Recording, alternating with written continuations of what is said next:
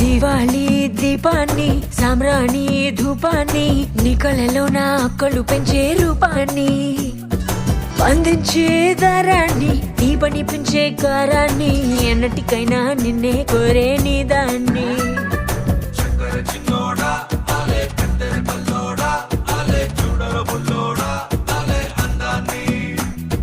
ఊరించే నిషాని ఊపిరి పోసే విషాన్ని నెత్తురులోతుకు హత్తుకుపోయిన స్నేహాన్ని